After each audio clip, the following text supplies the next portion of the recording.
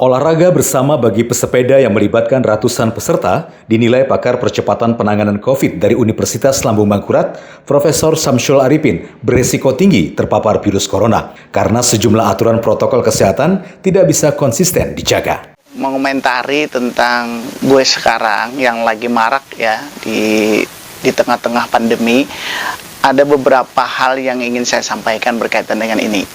Yang pertama, bahwa goes ini marak adalah salah satu dari upaya masyarakat dalam rangka untuk meningkatkan daya tahan tubuh.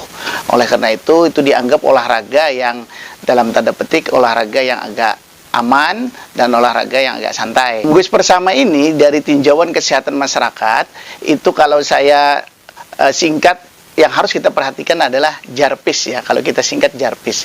JARPIS itu J yang pertama adalah jumlah.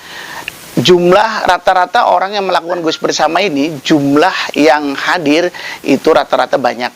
Oleh karena itu konsistensi untuk menjaga jarak yang dianjurkan 1,5 meter itu sangat riskan, terutama pada saat start dan finish ya, pada saat start dan finish. Yang kedua adalah aktivitas, di mana pada saat aktivitas itu rata-rata orang yang goes bersama itu diselingi dengan ngobrol antar sesama teman, kemudian kadang-kadang makan minum bersama, sehingga ini mengakibatkan masker yang dia pakai itu dilepas. Dengan lepasnya masker, maka risiko untuk terjadinya transmisi itu semakin besar. Kemudian yang ketiga, rute. Rute itu kadang-kadang yang menjadi rute adalah daerah-daerah yang agak padat penduduk, sehingga semakin banyak kita berpapasan dengan orang, itu risiko juga semakin besar. Kemudian yang selanjutnya adalah formasi ya. Rata-rata orang yang ikut goes ini formasinya itu satu baris ya, rata-rata satu baris, dan itu dekat-dekat. Dan ini juga sebenarnya berisiko karena droplet yang ada pada pesepeda di depan itu bisa kena ke sepeda yang di belakang. Kemudian yang selanjutnya adalah intensitas.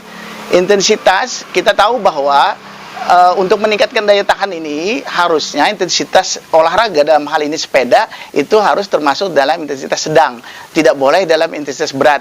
Dan ini juga harus menjadi perhatian. Kadang-kadang orang kalau sudah goes itu lupa tentang intensitas ini, kadang-kadang bisa berlebihan. Kemudian yang terakhir adalah S, yaitu sasaran.